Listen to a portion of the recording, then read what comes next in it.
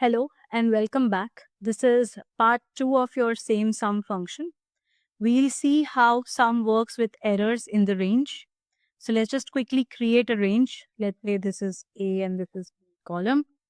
And we'll just write good. Simply creating some, some data. We are going to create, uh, let's say there is a number, there is an error. So an error is always noted by hash NA. We're going to write that. And in the next one, we are going to write 50. Okay. So now we can see this. Okay. We have this particular data. And let's see how it works. So I'm going to put my equals sum and we're going to sum this. And we'll just enter.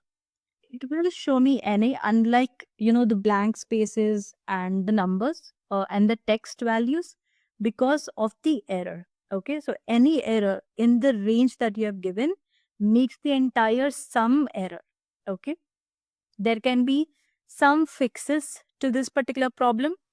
One is you can get aggregate. Instead of sum, you can use aggregate. We'll use equals aggregate. And then we are going to write 9, comma 6, comma the entire range. Okay. And error. And enter. You'll get 150. What is 9 and 6? So 9 again from our previous video. 9 is for sum and 6 it ignores the errors. So that is one fix for this problem that we can try. Okay. Let me show you this by another example. Let's say I create here an error. So I'm gonna copy and paste my error. Okay, I'm going to write 20 and 30 over here. How do I use my aggregate? Let's see it very carefully. I'm going to zoom it for you as well so that you can see it properly. Equals aggregate. Put your 9.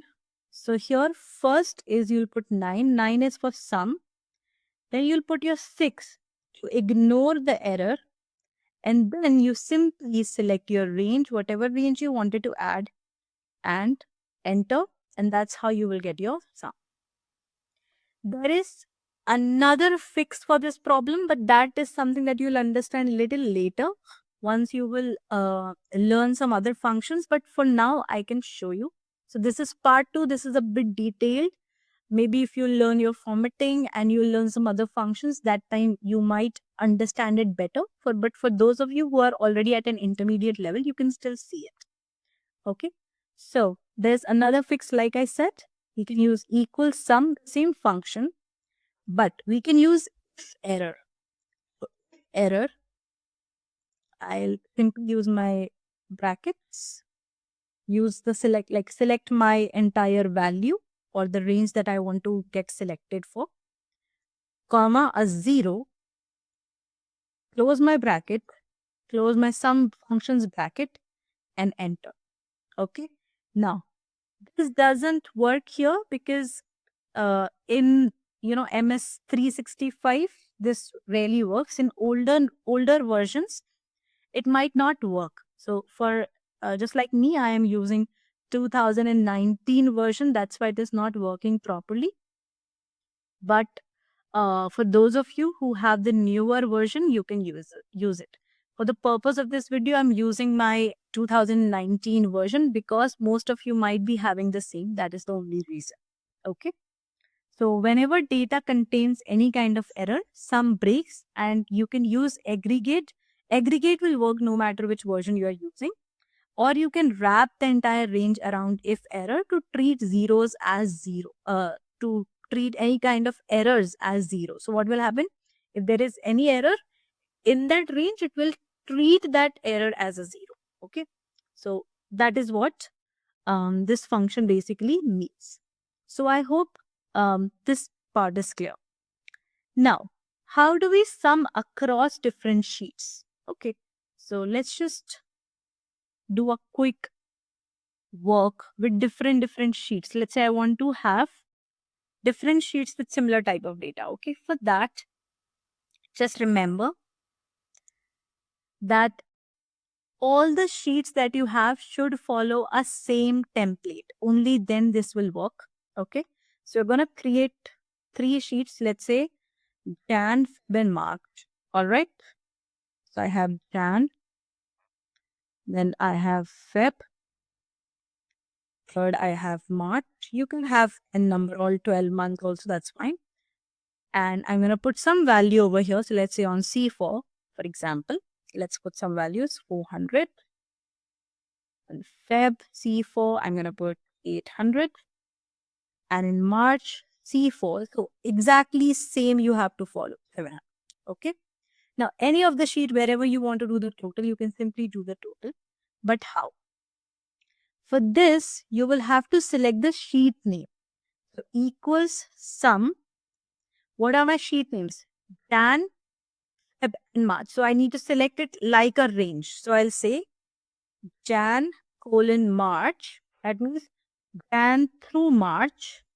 Use an exclamation sign and put C4 because I want to add from Jan to March. I want to add only C4's values. I'm going to write here C4 and I have 1900. How?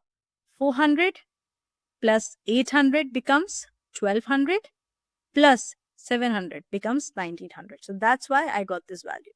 What is the formula? Simply select your sheet name, exclamation mark and C4. Okay. This sums the same cell across adjacent sheets. Okay. Adjacent sheets means one after the other. There cannot be any breakage. And this process is called a 3D sum. Okay. It is great for monthly templates with, same type of layout. If you have payouts going on, monthly templates, same type of, adjustments you want to do every month in aggregate and calculations, you can use it. All right. There is a tip. 3D references requires to be in adjacent sheets in the tab. So order between the sheet, the first and the last should remain in the reference. Okay. So that has to be there. This is something that you have to always follow. Now, moving on to the next one.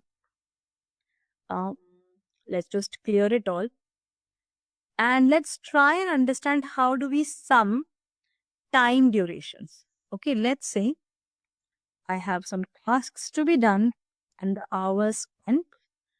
It will work similarly. So let's say for preparation we are doing sometimes, for recording we are doing some hours we require. We have editing hours and we have upload hours also.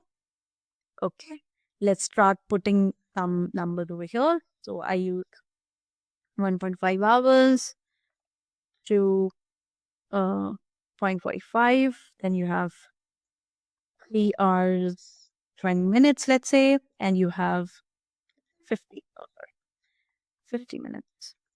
Okay. Now, these many hours you've got.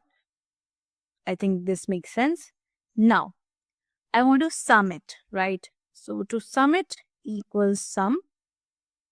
Use your brackets, of course, parenthesis, select, and it will show you 8:25. This will work throughout.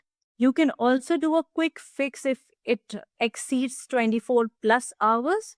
For that, what you are going to do is, you can just format this cell. You can simply go right click on this cell, go to format cells.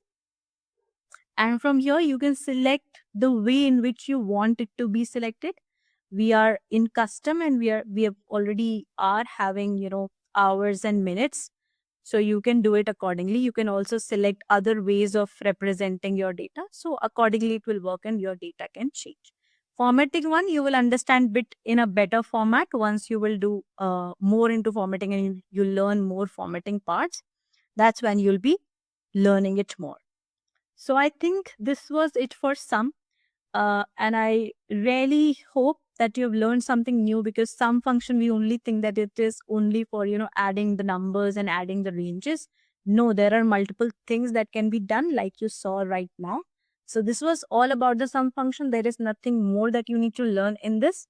And I think this video will really help you out. Similarly, for each and every function, I'll make detailed videos so that you get to learn each and everything in complete detail for each function, but with less time. Thank you so much.